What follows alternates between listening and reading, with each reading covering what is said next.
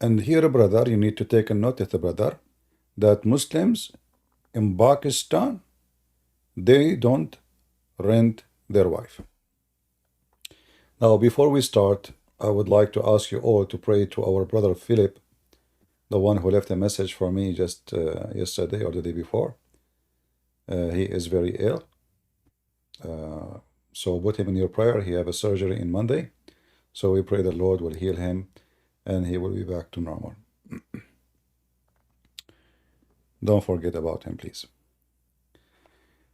So this Muslim here, he is a sheikh, as you see, and he's holding a book in his hand, and he is so excited.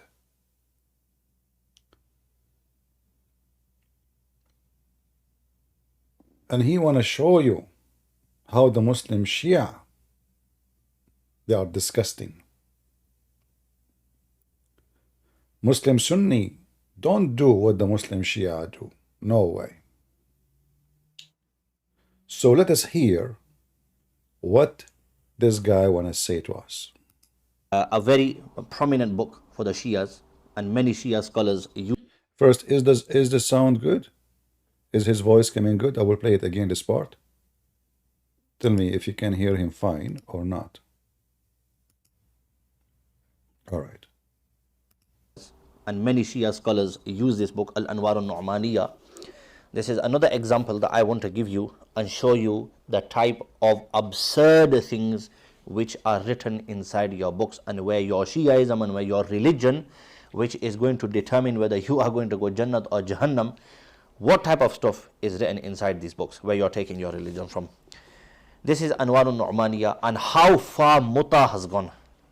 What extent people have actually gone to with this concept of muta, which has come inside your books. This is Anwar al-Nu'maniyah. He mentions a story of an individual who one day comes home and his wife puts some food in front of him, and he really likes this food. It was very nice. It was a really nice dish made. So he asks his wife, he says, where does this food come from? He obviously knew how his wife cooks. Everybody knows how their wife cooks and what type of cooking it is. So he asks his wife, where's the food come from? She says to him, every other day a man comes for muta with me, to come and perform muta with me, and today he came and he brought some food with him. We shared some food and we left some food over, and this is the leftover, and you have put it in front of you. Listen to the husband's reply. He says, this is Anwar al-Nu'maniyah. He says that the man replied, when you do muta, then I don't want you to ever come back and tell me the details, because I am a man of dignity. Allahu Akbar. His wife is telling him that she's been sleeping with somebody. She's been sleeping with somebody. She's been carrying out muta with somebody, and he's given her some food in return. And this man is saying, don't come and tell me the details, because I am a man of dignity. I.e., you can carry on doing it, just don't tell me the details, don't tell me the nitty-gritty that's going on. As long as I know you're doing muta and you're bringing in money, that's absolutely fine. This is how far this thing of muta has gone. But if... All right, shut up, you idiot. Let us show everybody that you Muslim Sunni, you do the same. First of all, muta is a verse in the Quran. And your prophet, he practiced it. And the Muslim, all of them, they practice it regardless of they are Sunni or Shia. And never Muhammad received a Quran to forbid the muta. And he never actually forbid the muta. The fact, all the hadith says that Umar and the companions, they practiced muta after Muhammad's death. And the one who forbid it at the end is Umar. And there is supposedly a story behind it, because he slept with his daughter. However, let us show everybody that you Muslim, you rent your wives, even you sell them.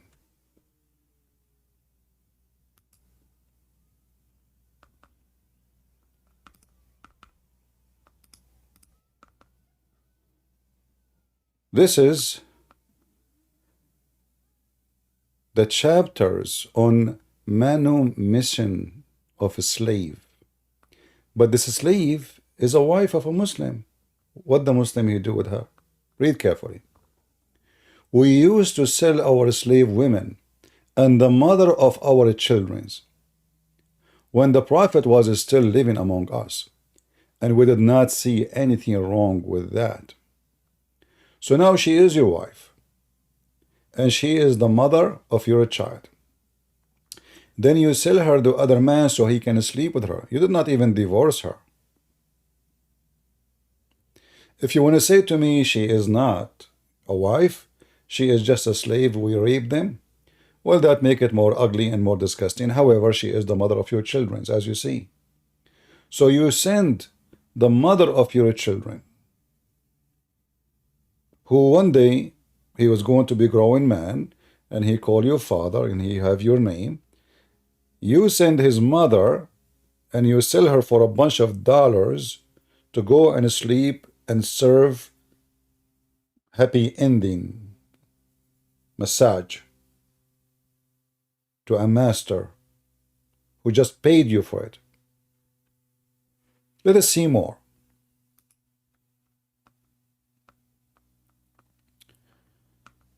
Another hadith. The merits of helpers in Medina. Helpers, they call them Ansar. Ansar mean the helpers, supposedly. Supporters of Muhammad. Chapter, brotherhood between Ansar and Muhajirin. Muhajirin mean migrant. You see, Muslims are really weird when they translate. It's supposed it's translation now. So when the migrant reached Medina, Allah Messenger established the bond of fraternity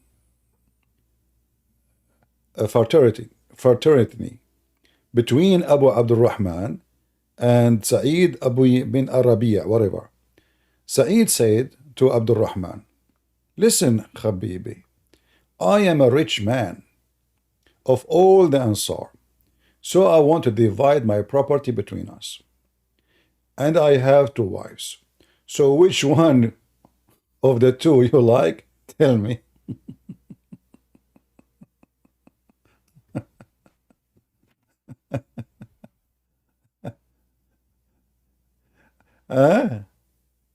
Is that a Sunnah Muslim Sunni? Or those Shia? And is that a Da'if Hadith? This is al-Bukhari.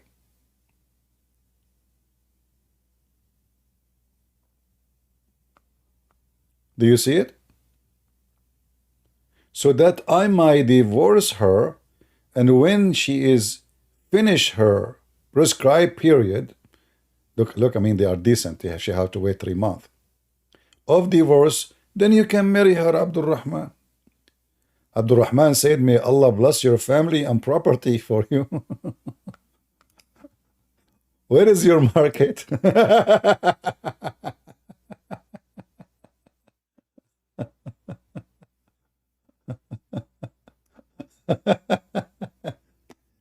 I remember the Muslim Sunni from Pakistan is making fun of the Muslim Shia for the guy. He said, listen, I am a man of dignity. I don't want to know the details where you get the food from. Huh? Don't tell me, just do it. Now, if we go in the Quran, we will find that the mut'ah is there. But we are not done yet. Let us see more reference.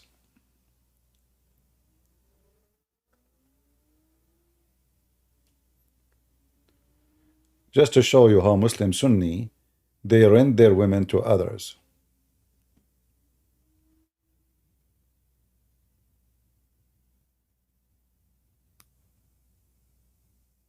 Especially when it's come to the slaves. Even if those are their wives, supposedly.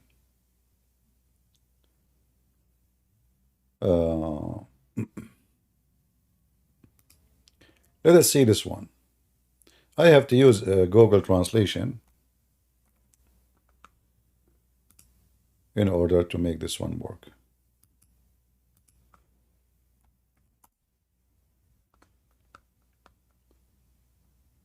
So this is a Muslim Sunni website. This is not a Shia, and this is a very, very well-known terrorist. His name is Ibn Hazm.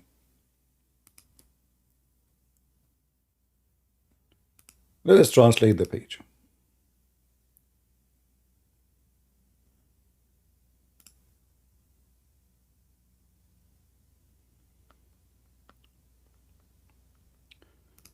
Read carefully. Question. Who has permitted the private part of his female slave to another? What is the question? What is the question? What they are permitting? I mean, this is stupid website. Each time, I don't know. Let me do it fast. Okay, now. You have to do it fast, otherwise that pop window will appear. Question about the person who permitted the... I'm trying to be nice. I'm not going to use the word P-O-U-S-S-Y because this is what it says. The one who permitted the private part of his female slave to another. What he is permitting?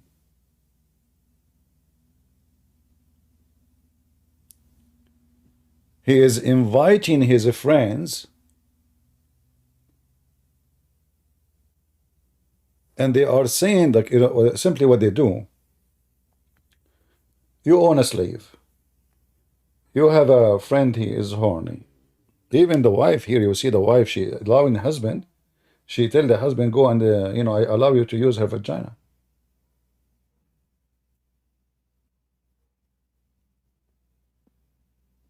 Or you can exchange your slave wife with his slave wife. So you take my slave wife and I take your slave wife. And then in the future, if you get bored, she can come back here and you take back your slave wife. Do you see how serious this religion is? How much dignity? Whether it was a woman who made her slave, women permissible for the husband, or a relative, or of a muhram, who made his female slave permissible for his relative. So you see in Islam, if they own a slave, everybody will, excuse my language, everybody is going to F this poor woman. The neighbors, the relatives, the cousins, the neighbor of the neighbor, whoever he like. He have a friends coming. Hey, can I borrow your slave? Sure, take her. This is Islam. Do you see it? And this is Sunni.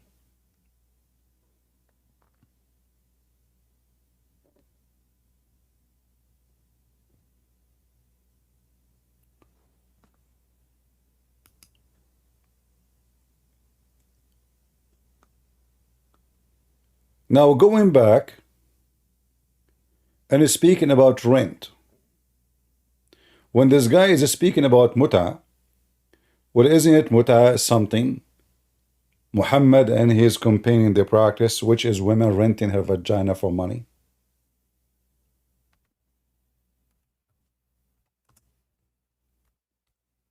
And now the Muslim Sunni, they are making fun of the Shia because they practice it. Will you practice it until now? Or we can prove it very easy. But let us see your history with renting your women.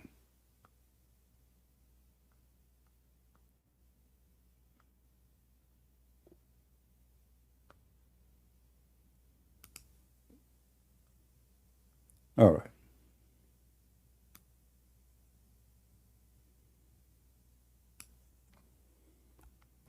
You will notice in the Muslim Sunni translation for the Hadith books, they always fabricate a translation and they So if somebody were to say, how can we... Where are you coming from? Go, not your time now. Hold on. Later. Yeah.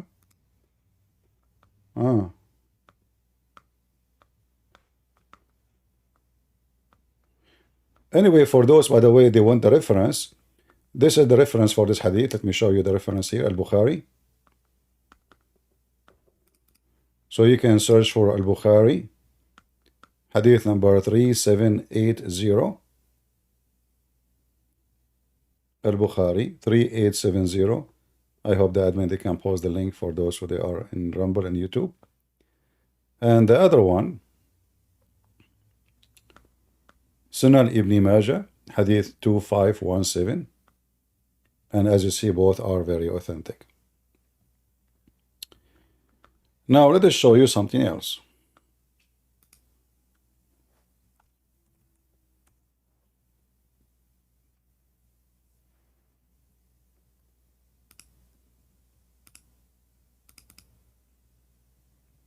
What happened with this website? Something wrong with it.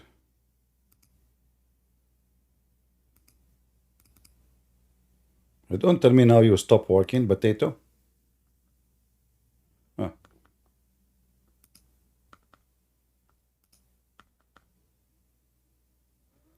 We used to do muta. There's no hajj, there's nothing, this is just muta here.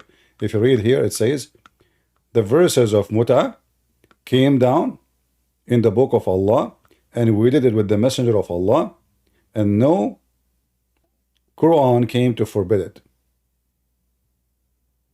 And no, the Prophet never forbid the muta.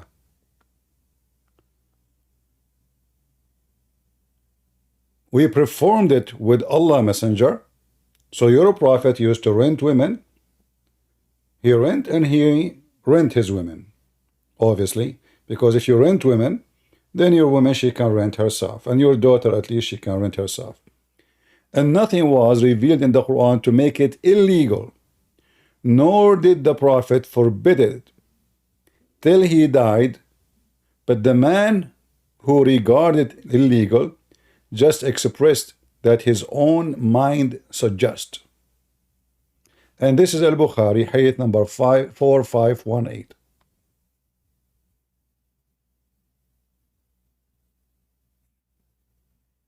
All right.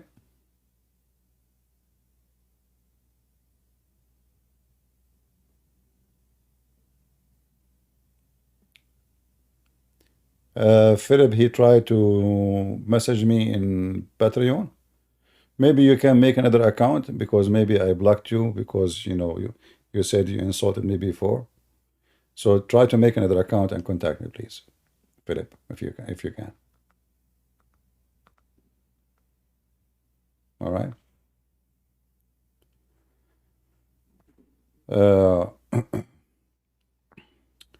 So as you see here, they are making fun of the Shia doing muta, and they are saying the muta is a prostitution. But Muhammad, he did the prostitution then.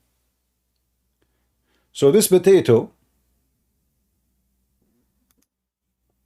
look how cute he is. Subhanallah. He is holding the books of the Shia, but he don't want to hold his books. They're a prophet. There's a big Muslim Sunni sheikh. Actually, he is the imam of all the scholars in the world today. And he is from the Muslim Brotherhood. His name is Al-Qaradawi. They ask him about a hadith. That Muhammad, he said, a man before he go to his home, if he is in a traveling, he have to inform the wife he should not come home at night. So he sent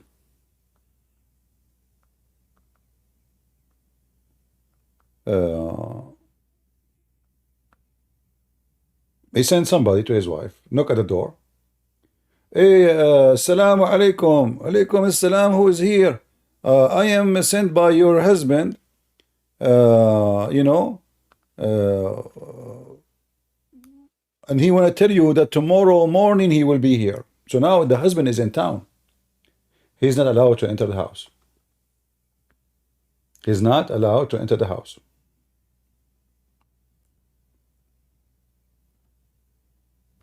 Why?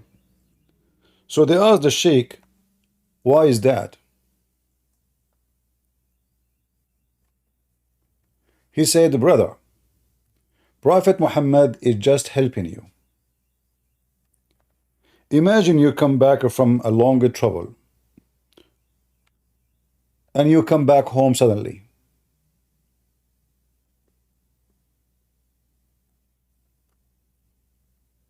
and you find somebody with her.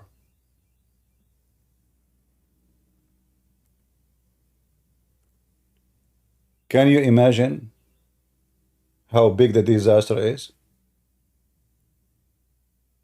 Especially one witness cannot prove adultery. So now you know that your wife's sleeping with somebody, but you cannot even say anything about it. So the Prophet of Allah is helping you.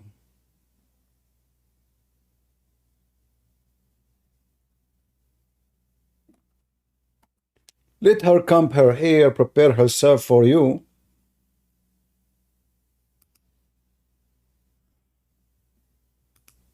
And don't surprise her.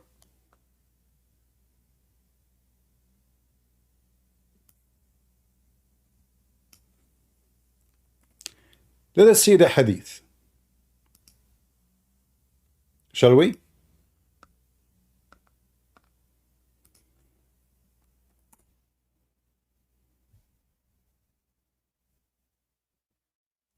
Come on.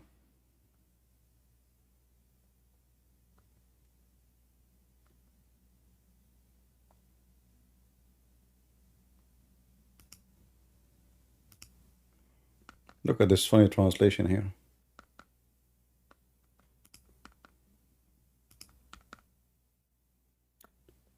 Chapter: If a man is away for a long time, he should not enter his house at night.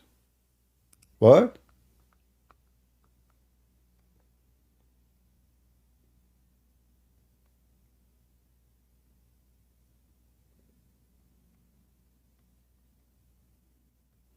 Do you see it? If a man was away for a while, he should not enter his house at night. And the Sheikh, he explained it.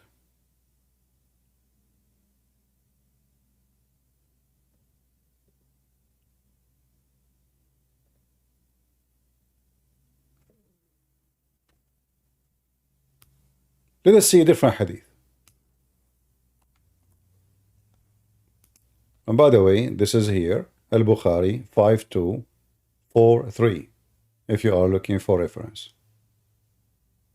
Exactly, she should put a light, green light, so as long it's a red light, he should not enter. And the Muslim Sunni making fun of the Shia.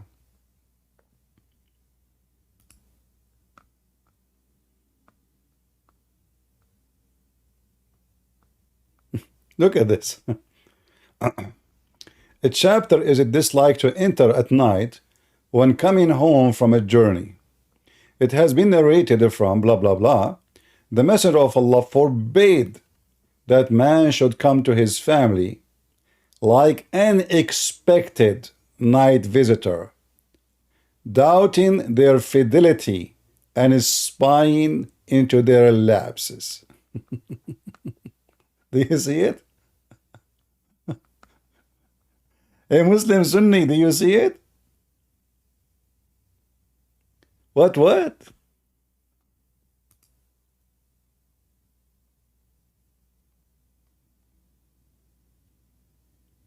What you cannot do?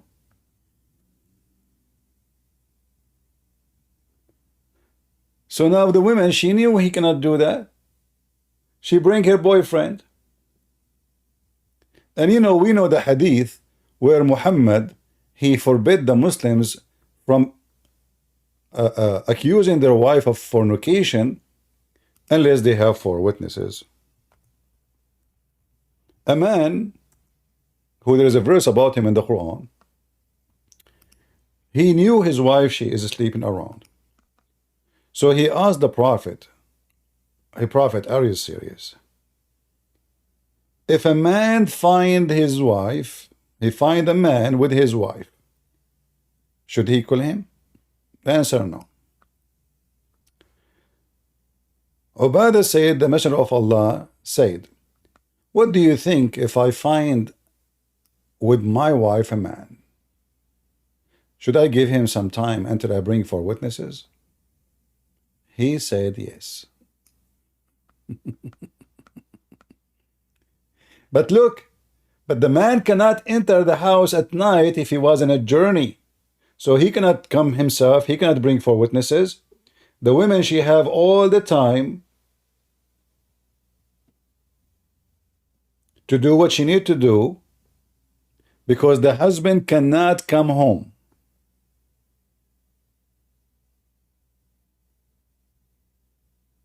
The husband cannot come home, remember. And now if he tell her, and he came home, and he found her with a man, still he can't do nothing about it. He have to go and find four witnesses. And not only that, I wish it's only four witnesses.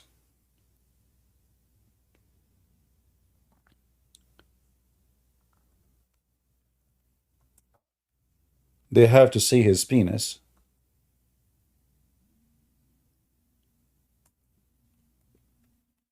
Going in and out. Literally. Inside her private part.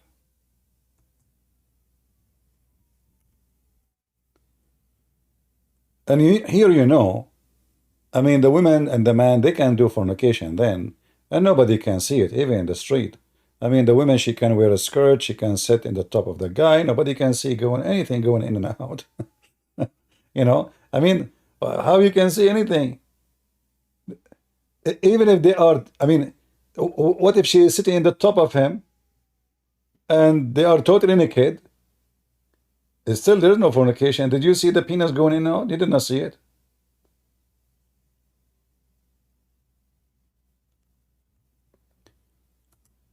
There is a story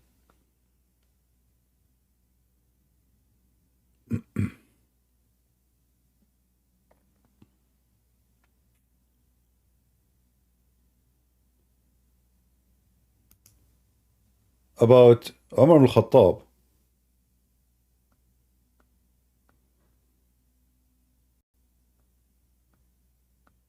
Four witnesses, they came to him.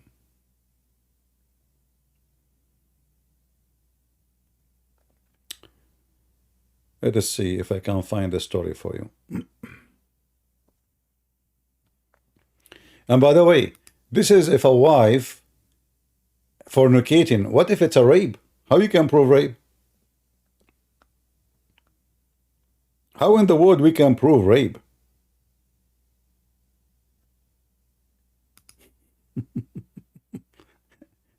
The women, she have to bring four witnesses? In fact, hold on, I just remember a hadith. I forgot to mention it.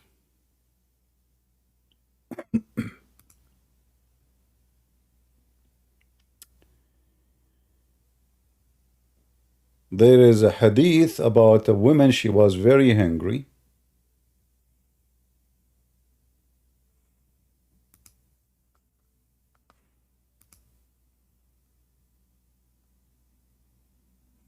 Let me see if I can find the hadith.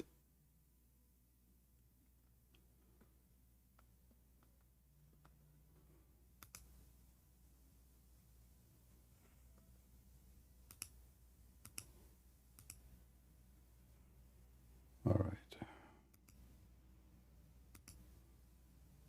Where we can find this one. A woman, she was hungry.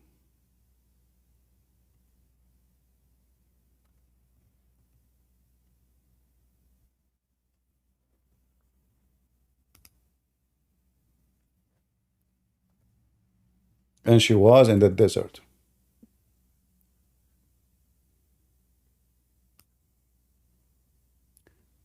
She asked a man, she saw a man coming by. She begged him for food. She is hungry, she is dying. The man, he said to her, I will not give you food unless I sleep with you. Unless what? Unless I sleep with you. Not marry you. Listen carefully. Not marry you. Sleep with you. The woman, she is dying.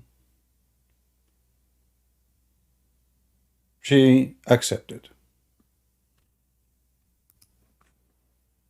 Then when she went to town, She told the Caliphate Umar, police be upon him.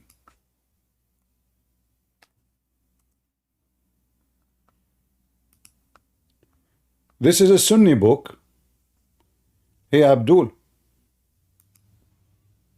do you see how many Sunni books we are showing you? Huh? This is your books. This woman literally, she rented her vagina, and Umar considered that a dowry, wages. Read carefully. This is the Imam Muhyiddin al-Nawawi, volume number 20, page number 25. Let me use Google Translation. Maybe if we do part by part is better, so that window will not appear.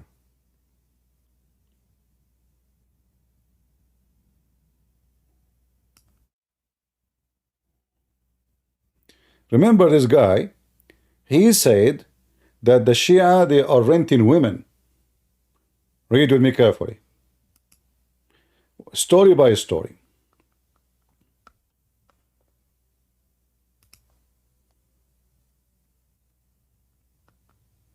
The second aspect is that the apparent evidence of slander is general, and nothing can come out of that except what has come out with evidence, and it has been confirmed that whoever was like that is a slanderer when he said even if he hired a woman. Muhammad ibn Hazm narrated with this chain of transmission that a woman came to Omar ibn al-Khattab and said, "O Commander of the Faithful, have you come to drive my sheep for me?" Then a man met me and gave me a handful of dates, then he gave me a handful of dates, then he gave me a handful of dates, then he hit me. Omar said, "What did you say?" She repeated it, and Omar said, gesturing with his hand, "Mar, mar, mar," then he left her. Translation here is not accurate. Here it says he hit me. He did not hit her. He did F her. All right? So the word here is about the F word. This is not about hitting.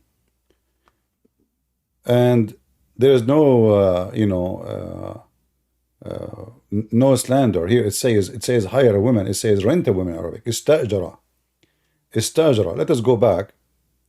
The translation is very horrible. Let us try maybe part by part. Let us see here.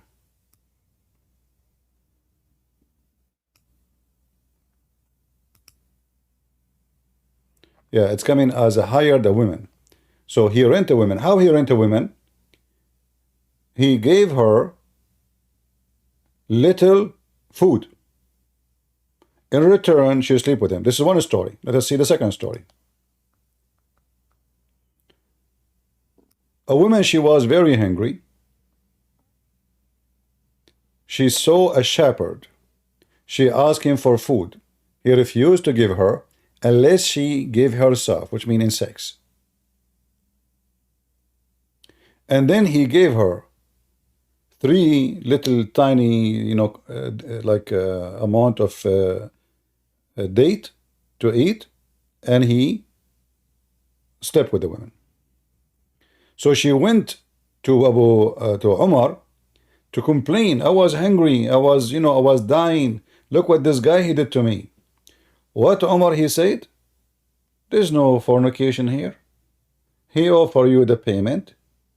You accepted. Read carefully. He rented you. He rented you. He did not marry you. Even here it says he rented you.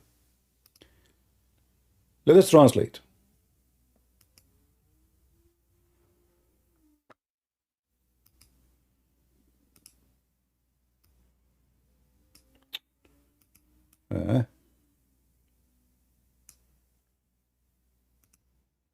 All right.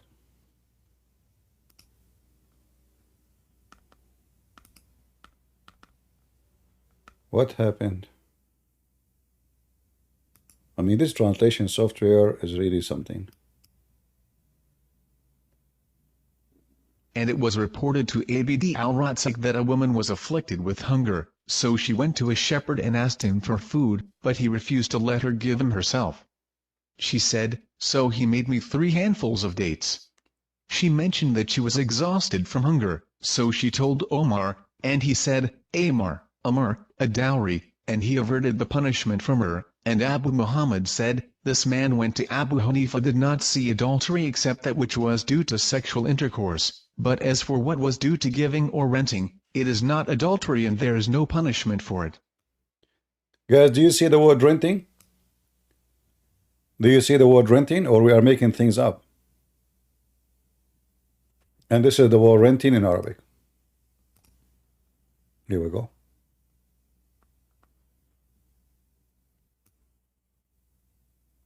And this is not a fornication.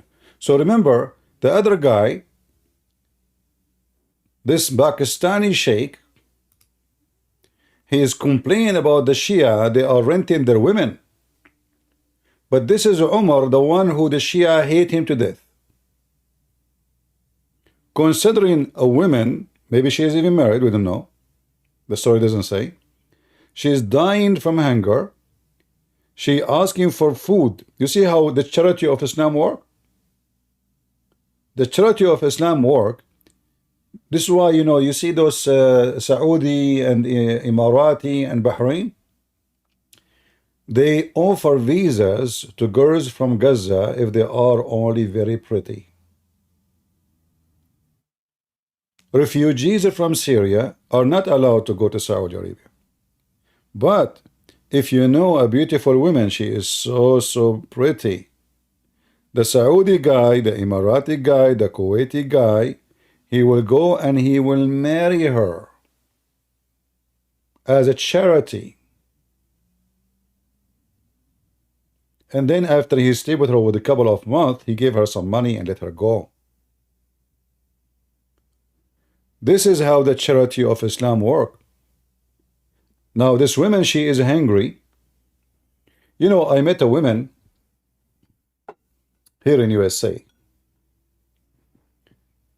I don't know her, she was visiting some people I know.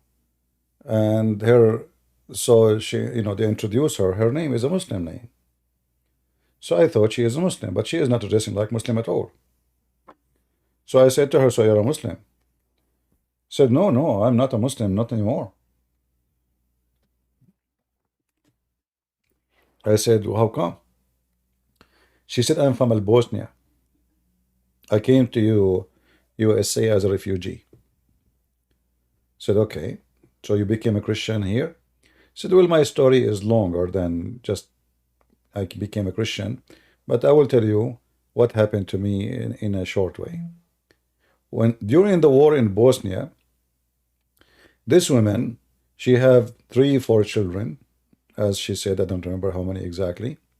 And the Saudi, they establish a camp for a charity. Food. The line is so long. She said, we wait for many hours so they can give us some rice, some food, some bread. So I waited all day, and finally by afternoon, my turn. The sheikh who is in charge, he have a big beard. He said to me, the charity here is given only for Muslims. You are not a Muslim. She said, I'm a Muslim. He said, you are not wearing hijab. Get out of here. She said that her heart was broken. It's not because of her, but her kids is hungry. They are holding her from her skirt. We want to eat, mom. We need food, mom. She didn't know what to do. And then they told her, some friends told her, wait until this guy he go, because there's a shift, and come back and stay in the turn. Actually, right away, go back, stay in the turn. By the time your turn arrive, the guy will be gone. So, and now she wear hijab. So she put the burqa, she dressed like a Muslim woman, and she stand on the line. All the way until her turn came, and it was a new guy. Everything is going good. Then this guy, he went down to her son, who is a few years old. He said to him, do your mom pray? The kid, he said, no. He said, do she wear hijab? The kid, he's saying no. He kicked her out again. Imagine how filthy the charity of Islam. This woman, she heard that there's a Christian charity few kilometers away, in a town where it is, like let's say between the Serbian and the Bosnian Muslims. So she went all the way walking with her children there. She said, they gave me a shelter, they gave me food, they gave me medicine for my kid. They never asked me what is your religion. They never says to me you should convert. They never force a Bible on me. They never mentioned anything to me. They were so nice, so beautiful, and my children loved them. And I said to myself, whoever the God of those people, he is a good God. And whoever the God of those people there, the Saudi, he is a filthy God.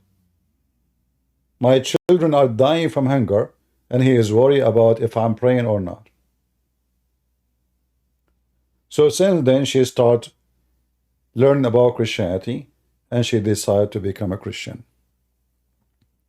And now here we are showing you a real example how the Muslims, this is the caliphate, this is not any guy, this is the Muslim. Actually, they call Umar as the most just person in Islam. Muhammad, he says, if there is a prophet will come after me, it would be Umar.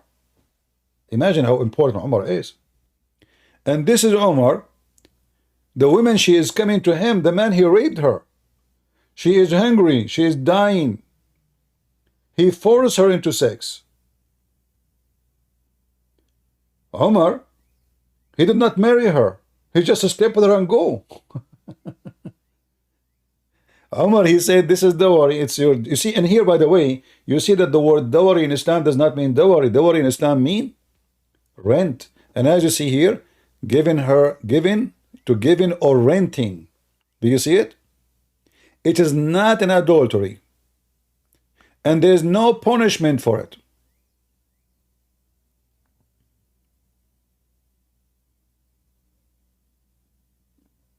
And then those potatoes, like this guy, he is coming to expose the Shia and support the Shia are bad people and the Sunni are the good one. And many Shia scholars use this book, Al-Anwar al-Nu'maniyah.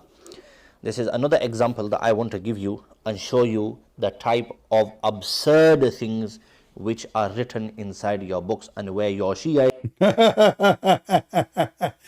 You know, this guy is like a camel. He don't see the hump in his back. And he is complaining about the hump on the Shia back. Can you believe it? How hypocrite they are. Same time, as long the mut'a is in the Quran, so are you saying that your God Allah is a pimp? As long mut'a is bad, why your God he allow it? And what about you show the Muslims Shia where Allah he forbid it? Never.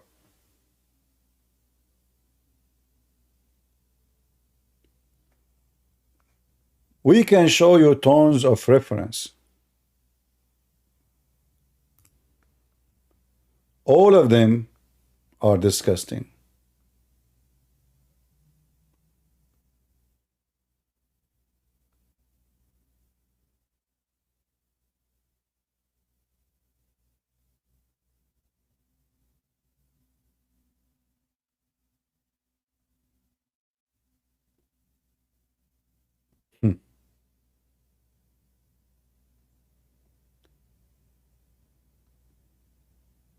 And the funny is, the Muslim Sunni now, they will say, we will not practice what Umar practiced.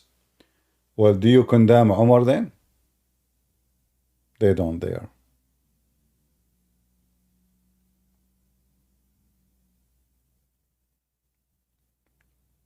This is Islam. Islam is nothing but satanic cult, as you see. And there is no way that a person who have a dignity, like this guy is speaking about the Shia guy, that his wife, she bring food, and because she sleep with the guy, and he said to her, don't tell me where you get this food from, just get it. I am a man of dignity.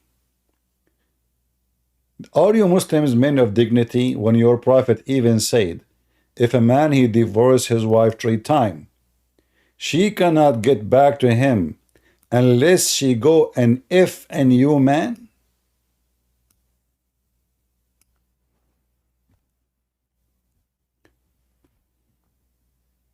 What kind of religion we are talking about?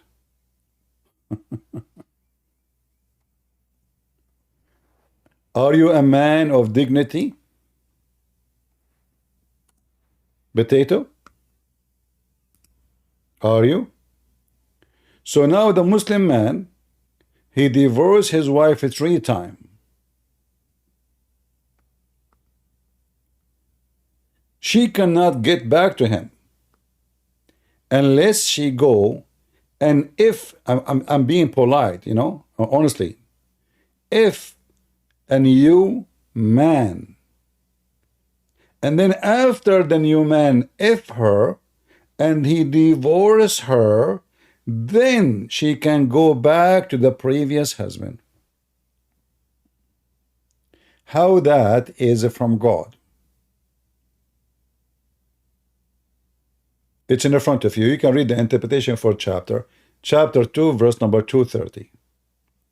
In fact, there's movies in Egypt about those stories. Like there's a comedian, his name is Adul Imam.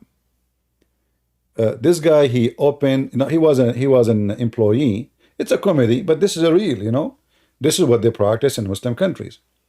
So he is a, you know, he is supposedly stupid, you know, naive,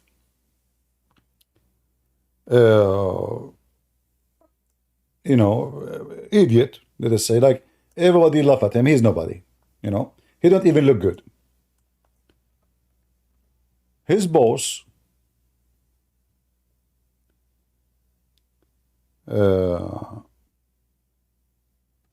divorced his wife 3 times. The boss now, oh, he's going to marry his wife to somebody else who can get back to him. And the wife, she want to go back to him too, but you cannot do it, brother. So he asked this guy if he can marry his wife for 1 night. Just 1 night, brother. Can you do it, please, for 1 night? And I will pay you good money. All right? The guy, he said, okay, you know, sure, you know, fine, no problema.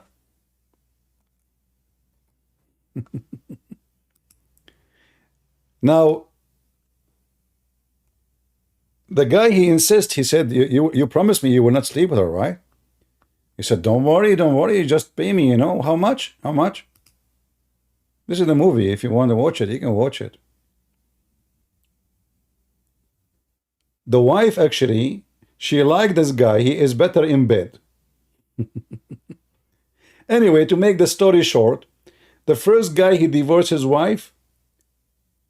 He was able to hire him to F his wife for 1 night, but supposedly he did not F her, but in fact he did. Another friend of the friend, he did divorce his wife too. So he called this guy, you see him in the screen, asking him if he can do the same favor, the same he did to his boss. So this guy, he does his job. He doesn't do anything in life. Men who divorce their wives 3 times, they call him to marry their wife for 1 night. And now for sure the night is very hot. I'm afraid if I play the video, you know, YouTube will give me copyright as usual, you know. So the Muslim Sunni, they have dignity. The movie name, you can see it here actually in Arabic, in English. زوج تحت الطلب. You see it in English? Let me see if I can zoom in. I cannot zoom in. I'm zooming in, but it's zooming to the wrong direction. Let us see if we click here. Okay. Zog, this is in the Egyptian accent. Zog. Zog تحت الطلب. Okay, you can search it, watch it. I don't know if they have subtitle, but it's about really something the Muslim they practice. Yeah, which mean a husband and their, like to call, to order, like you order a husband. And who is the one ordering the husband? The husband is ordering a husband to his wife. And the Muslim Sunni, they are talking about what? They are talking about dignity. Brother.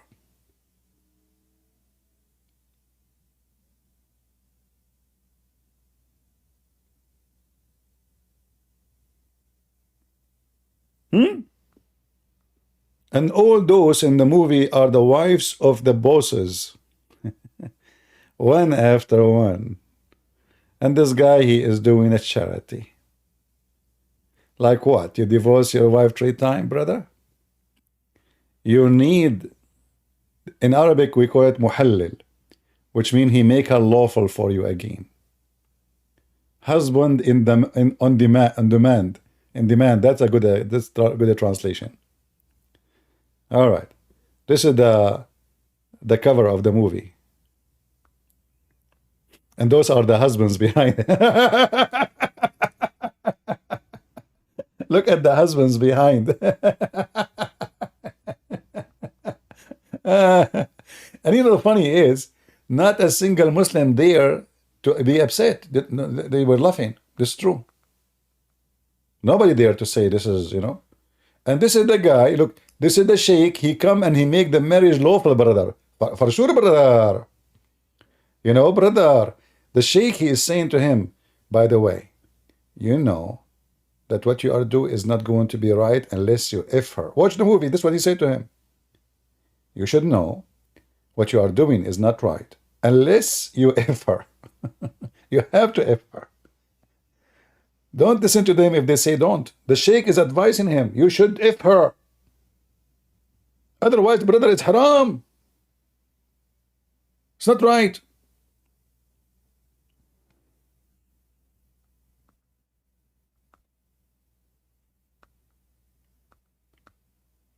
And the Abdul from Pakistan is speaking about Muslim Sunni dignity. This guy, he have another, he's a Muslim. So if he's a Christian and he make fun of those things, they will kill him. But he's a Muslim, and his daughter, actually, she is married to a leader in the Muslim Brotherhood, a terrorist. In one of his acts, the judge, he said to him, suppose there is a belly dancer woman, she was killed. So the judge is asking him now, how come you notice that there is a belly dancer in the floor above you and you did not move from the apartment? How you accept that? He said to him, well, if this is the case, that means the whole country have to move out. And the crowd was dying from laughing because it's true. There's belly dancer every building, many of them. You will not see one single Muslim upset. He's one of them. He's a Muslim. If a Christian saying that, they will be so angry.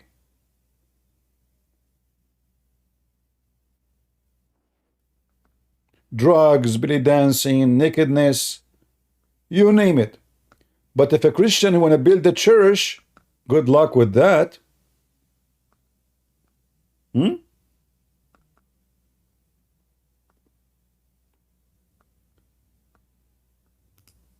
Yeah, this is one of the wives. Praise be to Allah. This is the most beautiful religion, brother. This is the most beautiful. High-tech, open-minded, sex all the way, and get paid for it. What do you want more?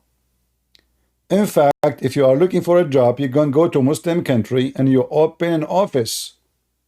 You call it husband on demand. You get paid and you sleep with women. Now, I warn you, not always those women, they will be pretty. I mean, this business is business. Just to let you know, it might be the woman who is divorced is 200 years old. But you have to do what you need to do. All right? In this case, you marry her, but you don't sleep with her. Just go, make her eat some food, and sleep early, and and bye bye bye. Okay, good night. See you tomorrow morning. Okay, bye bye. Yeah, I'm tired. Yeah, okay, bye bye. So, a very, very good religion. And they say to you, and this guy, the Sunni guy from Pakistan, he is speaking against the Shia. But the fact, this is what they do. I'm not going to stay for long with you guys. That's enough for today. Please download the video. I'm not going to keep it. Download it, share it, and let everybody. Somebody's saying to me, are you jealous? Oh, absolutely. Are you jealous yourself that your wife, she will sleep with me? A Muslim asking me if you are jealous. Oh, Abdul, what's wrong with you? So your wife will sleep with me, and I am the one should be jealous? What the heck?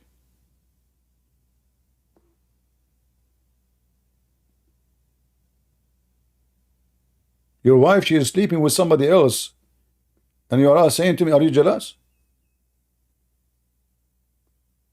She had to sleep with somebody else in order to go back to you. Remember, brother, we are people of dignity. Dig what? Dignity or dig witty? Or dig willy? I mean, there is dig involved. So as soon as you dig in Islam, you find nothing but ugly and stupid stuff. Look, some people are really weird. We are talking about Islam, religion, and the guy there asking me, how is your yogurt? I don't know. Some people, they have a brain of a bird. I mean, a perfect time.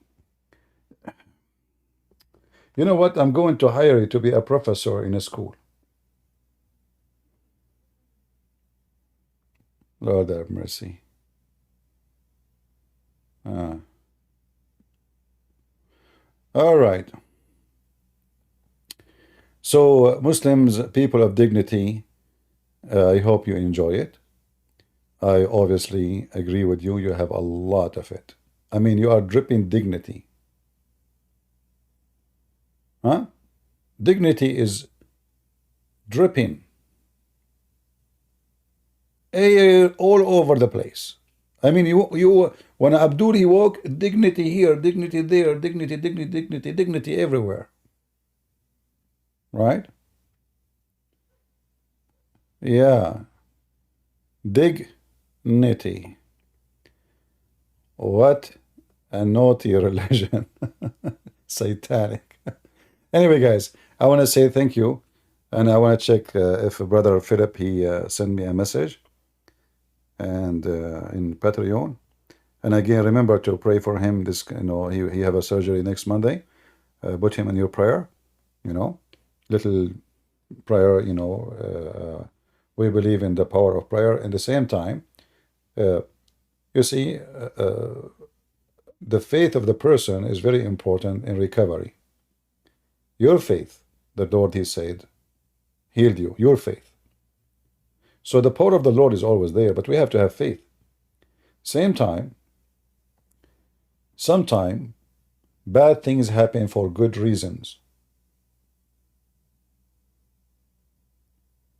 Bad things can happen for good reason.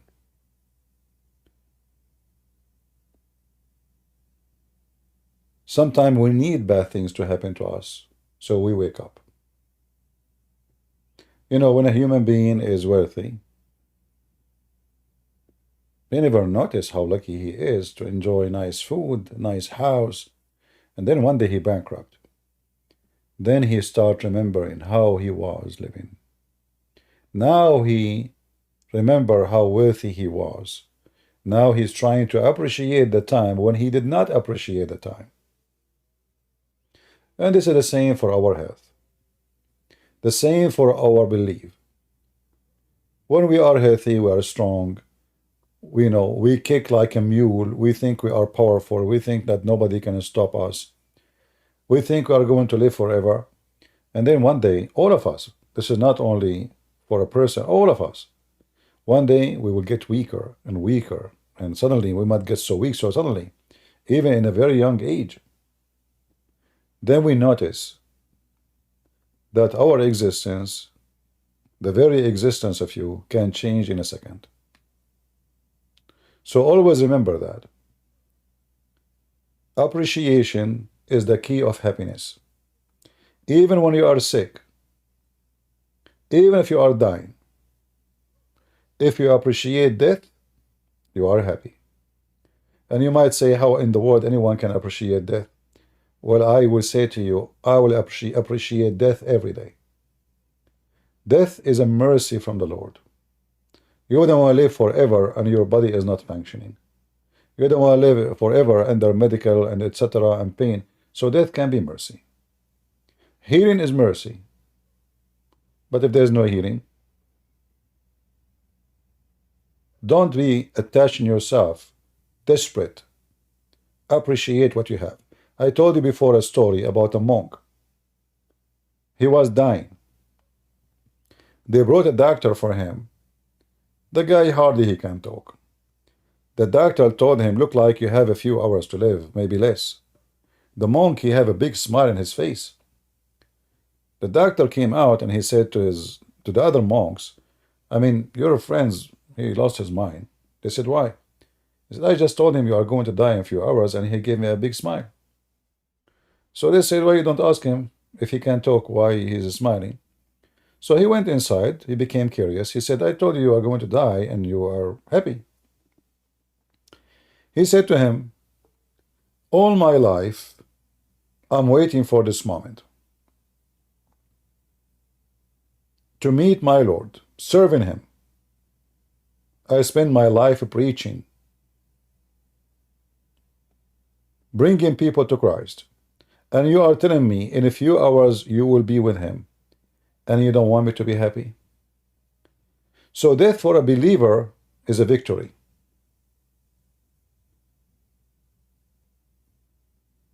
Illness is a trial.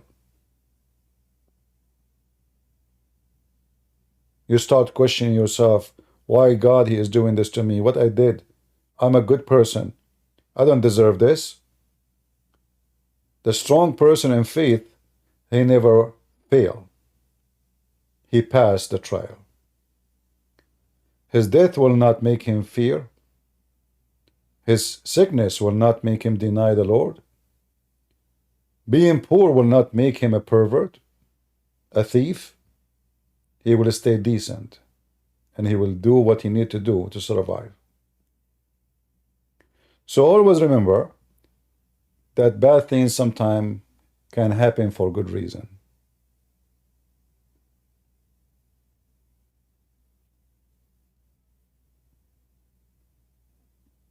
And life can throw at you anytime something bad. And you might think it's bad, but it might be turned good. For your salvation is way more important than anything else. The Lord, he says, don't fear not those who destroy the body. Disease, illness, any kind of things, they destroy the body. Fear the one who destroys your soul. That is the one you should fear. The one who will make you go to hell. And he said, have faith, and your faith will heal you. So we pray that Philip, who is, I hope is listening, he will be strong. He will accept what he is going through as a trial of faith. He will stay faithful, and whatever come should not change anything. For the most important, that he is saved. Imagine you are not saved and you are going to go to the place where you don't want to go. You are going to go to somewhere which is dark. You don't know who is there. You don't know who is waiting for you. Hell, heaven, what is that? But if a person he have a faith, always his hope make him enjoy life to the last second, even if it is with pain. Now we pray that he is going to pass his illness, and he will recover, and he will be fine, and he will remember those bad days so he can live a better days after them. We pray for that. So thank you all for being here. And always remember, by the way, you might hear in the internet from now, like, this brother, he need a prayer, this person is sick, etc. But you might be tomorrow, it's your turn. It might be next you. It might be me.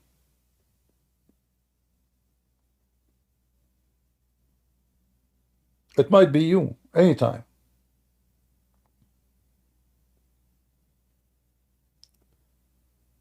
Human being is very fragile. I mean, if you look at the furniture around you in your home, they are going to survive way more than you. The chair you sit on, it might be taken to your son, the grandson, the grandson. You will not live like your chairs. Some trees, they live for hundreds of years, if not thousands, like the olive tree. A tree can live way longer than you.